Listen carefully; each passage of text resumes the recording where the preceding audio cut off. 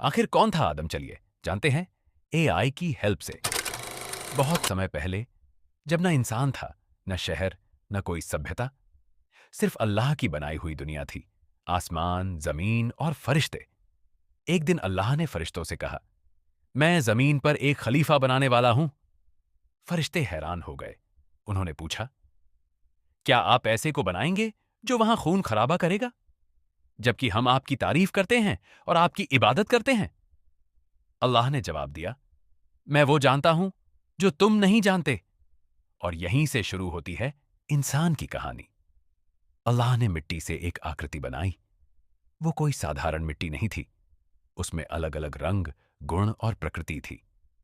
जब वो आकृति पूरी हो गई, अल्लाह ने उसमें अपनी रूह फूंकी और वो मिट्टी का पुतला एक जिंदा इंसान बन गया। यही थे आदम एएस, दुनिया के पहले इंसान और पहले नबी। अल्लाह ने फरिश्तों को हुक्म दिया, आदम को सजदा करो। सभी फरिश्तों ने सिर झुका दिया, लेकिन एक ने इनकार कर दिया। उसका नाम था। उसने कहा, मैं आग से बना हूं और ये मिट्टी से, मैं इससे बेहतर हूं।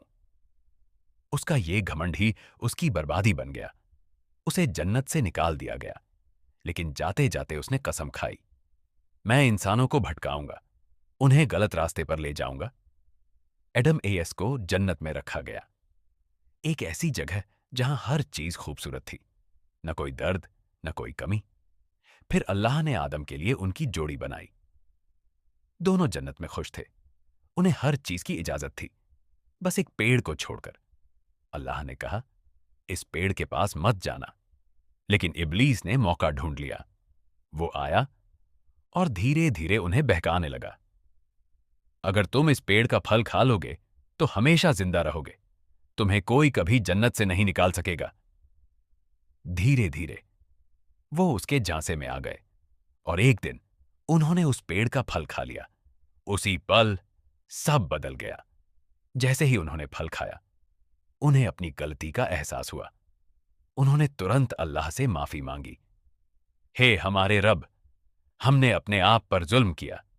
अगर तू हमें माफ नहीं करेगा तो हम नुकसान में होंगे।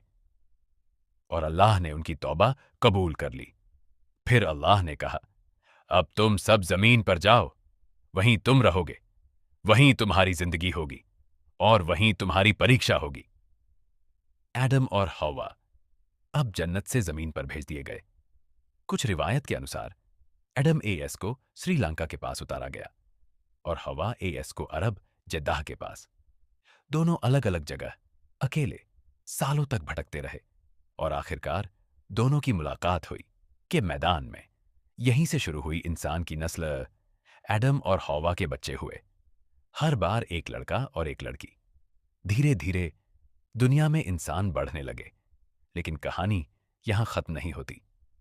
एडम के दो बेटे थे और एक दिन जेलसी ने सब बदल दिया। कबील ने अपने ही भाई हबील को मार दिया। ये इंसान की पहली हत्या थी। एडम एएस सिर्फ इंसान नहीं थे, वो एक नबी थे।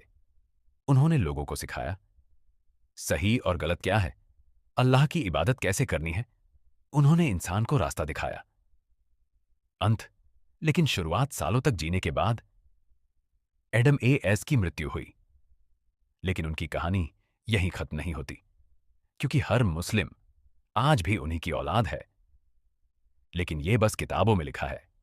किताबें तो कोई भी लिख सकता है। दुनिया प्रूफ यानी सबूत मांगती है, नहीं कि आंख बंद करके यकीन। दुनिया कितने बड़ी है और एक इंसान के दूसरे इंसान से मिलना नामुमकिन। अगर आपने गौर किया हो तो फरिश्तों ने बोला था, खून खराब करेगा, मतलब इंसान पहले से मौजूद थे, तभी तो होगा खून खराबा। ऐसे बातें बस कहानियां लगती हैं। सच क्या है वो पता लगा के रहेंगे। चैनल सब्सक्राइब करें। Next part loading.